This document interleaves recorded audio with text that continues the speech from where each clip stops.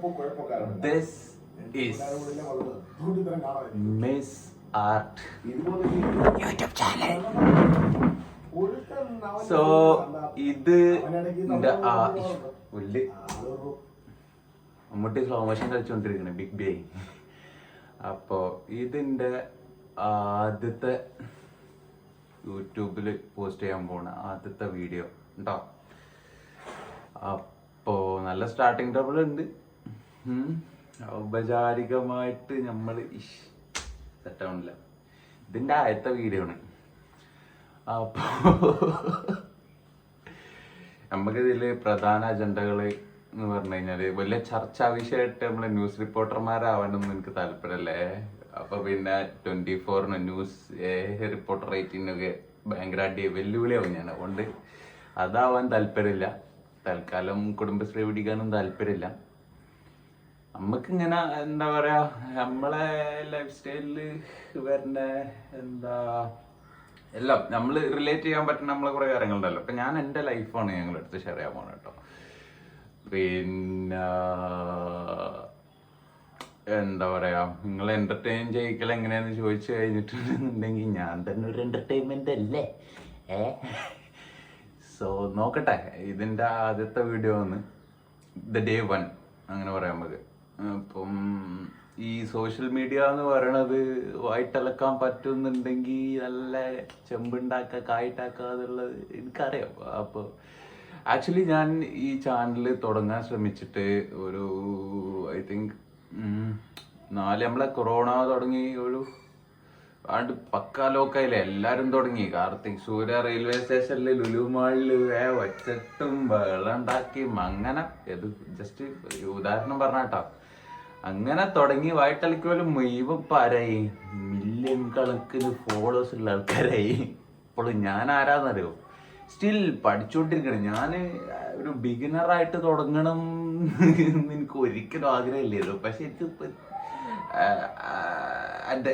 എന്താ പറയാ, എനിക്ക് മനസ്സിലായി ഇതിങ്ങനെ നടക്കുള്ളൂ എന്നുള്ളത്.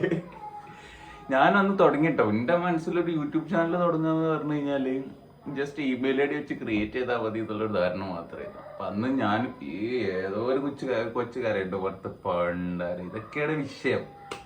അപ്പം നോയ്സ് ഒക്കെ ഉണ്ടാവും, കാക്കച്ചി കരയും കോഴി കരയും, ചിലപ്പോ ഞാനും കരയും. ലെറ്റ് സി, നമുക്ക് നോക്കാം. എൻ്റെ പിന്നെ അറിഞ്ഞ മാത്രമേ ഇപ്പൊ ഈ വീഡിയോ കാണുന്നുണ്ടാവുള്ളൂ. അതുകൊണ്ടാണ് ഞാൻ ഇത്രയും എന്താ പറയാ കൂളായിട്ട് സംസാരിക്കണത് കേട്ടോ. പിന്നെ ഇരിക്കും വൈറലാവണം എന്തായാലല്ലേ ചെമ്പുണ്ടാക്കാൻ പറ്റുള്ളൂ, ചെമ്പ്. സോ നോക്കട്ടെ, അതിനുള്ള ശ്രമങ്ങൾ ഞാനും നടത്തുന്നുണ്ട്. എൻ്റെ പാഷൻ എന്താന്ന് ചോദിച്ചു കഴിഞ്ഞാൽ തോന്നും ദിസ് വൺ, ഇത് കല ആർട്ട് ആണ് എന്നെ പഠിപ്പിച്ചത്. ആർട്ടാണ് എന്നിൽ ചിന്തിക്കാനും പ്രവർത്തിക്കാനൊക്കെ ഉള്ള അവസരം ഉണ്ടാക്കി തന്നത്. ആക്ച്വലി ഞാൻ ഈ സാധനം എൻ്റെ 3ാം ക്ലാസ്സിൽ പഠിക്കുന്ന സമയത്താണ് എനിക്ക് ഇതിനോടൊരു ഫോക്കസ് വരുന്നത്. എങ്ങനെയാണെന്ന് ചോദിച്ചു കഴിഞ്ഞാൽ എൻ്റെ 3rd സ്റ്റാൻഡേർഡിൽ പഠിക്കുന്ന ടീച്ചർ, ഞാൻ മുടങ്ങാതെ ഇത് ചിത്രം വരച്ചിട്ട് ഞാൻ ക്ലാസ്സിൽ ടീച്ചറെ കൊണ്ടേ കാണിക്കും. ടീച്ചർ 2-3 തവണ കാണിച്ചത് ടീച്ചർ പറഞ്ഞു, എടാ നീ പരിപാടി നിർത്തരുത് കേട്ടോ, ഇത് മുടങ്ങാതെ കീപ്പ് ചെയ്യണമെന്ന് പറഞ്ഞു. അപ്പോൾ ആശ ടീച്ചറിൻ്റെ അടുത്ത് ആദ്യം ഞാൻ നന്ദി പറയണം. അങ്ങനെ ഞാൻ ടീച്ചറെ കാണിക്കാൻ വേണ്ടിയിട്ട് ഞാൻ ഡെയിലി വരക്കാൻ തുടങ്ങി, ടീച്ചർ എന്നെ അപ്രീഷിയേറ്റ് ചെയ്യാൻ തുടങ്ങി. അങ്ങനെ തുടങ്ങി ഇതിൻ്റെ ജീവിതത്തിൻ്റെ ഒരു പാർട്ടായിട്ട് മാറി. പക്ഷേ ഞാൻ അപ്പോഴും ഇത് റിയലൈസ് ചെയ്തിട്ടില്ല, this is my way, I don't know that. പിന്നെ എന്താ പറയുക, ഫസ്റ്റ് 10th കഴിഞ്ഞ് ഞാൻ പോളിടെക്നിക്ക് പഠിച്ചു. ഞാൻ വിചാരിച്ചു വലിയ ആർക്കിടെക്റ്റ് ആവാം. അതും എങ്ങനെയാ, +2 ഒന്നും പഠിക്കണില്ല. അപ്പോൾ എന്നിട്ട് പോളി പോയിട്ട് ഞാൻ പഠനം തുടങ്ങി. അവിടെ സൈൻ തീറ്റ കോസ് തീറ്റ അല്ല, ഞാൻ ഇതിനെല്ലാം ഇവിടെ വന്നിട്ടൊന്നും ഞാൻ കേട്ടിട്ട് പോലും ഇല്ല കേട്ടോ. 10th കഴിഞ്ഞിട്ടാണ് പോണേ. അപ്പോൾ ഞാൻ അവിടെ ഇങ്ങനെ നിന്നു എന്നല്ലാണ്ട് പ്രത്യേകിച്ച് വലിയ ഗുണമൊന്നും ഉണ്ടായിട്ടില്ല. അങ്ങനെ ഞാൻ അത് വിട്ട് പിന്നെ വീട്ടുകാരെ മൊത്തം നോക്കാൻ പറ്റാതെ ഇങ്ങനെയൊക്കെ നിന്നപ്പോൾ എനിക്കൊരു നെക്സ്റ്റ് ഓപ്ഷൻ കിട്ടി, ടു കൊച്ചി. സോ പുറലോകം കാണാത്ത ഒരു പുതിയ ഓപ്ഷൻ കിട്ടിയത്. അപ്പം ഞാൻ വിട്ടു കൊച്ചിക്ക്. കൊച്ചിന്ന് പിന്നെ ഞാൻ കാണുന്നത് 8:30 മണി, രാത്രി 8:30 മണിക്കപ്പുറം പെരി കയറില്ലെന്നുണ്ടെങ്കിൽ വാപ്പ വെയിത്തിലെ വണ്ടി അടിച്ചില്ല.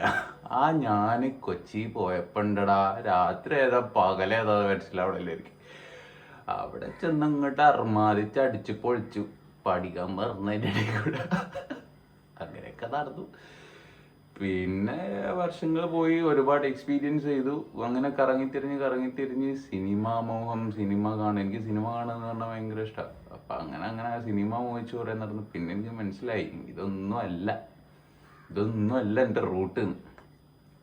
അപ്പം finally I choose this, want to do something special. So special ആവണമെന്നുണ്ടെങ്കിൽ നമുക്ക് അറിയണ പരിപാടി ചെയ്യണം, അതല്ല എൻ്റെ രീതി, ശരിയല്ലേ? സോ ഞാനിത് ഇതേപോലത്തെ സാധനമൊക്കെ എങ്ങനെ ചെയ്യും, എന്തുകൊള്ളാവും. ഇതിപ്പോൾ ഞാനിപ്പോൾ ലാസ്റ്റ് ചെയ്ത് വെച്ചതാണ്, വെറുതെ ജസ്റ്റ് കാണിക്കണമെന്നുള്ളൂ. ചെയ്ത കുറേ ഉണ്ട്. അങ്ങനെയൊക്കെയാണ്. നമുക്ക് ഇടയ്ക്ക് വരക്കാം, കളറ് ചെയ്യാം, തമാശ പറയാം, കരയാം, ദേഷ്യപ്പെടാം, യാഥാർത്ഥ്യങ്ങൾ പറയാം. അപ്പോൾ എൻ്റെ അനുഭവങ്ങൾ എന്ന് പറഞ്ഞു കഴിഞ്ഞാൽ ഈ 26 വയസ്സുകൊണ്ട് ഞാൻ ഐ തിങ്ക് ഒരു 30-40 അനുഭവം ഉണ്ട്. ചമ്മാതിരി കയ്യിലിരിപ്പാണ് ഉണ്ടായത്. That's why I am saying. So today this is the day.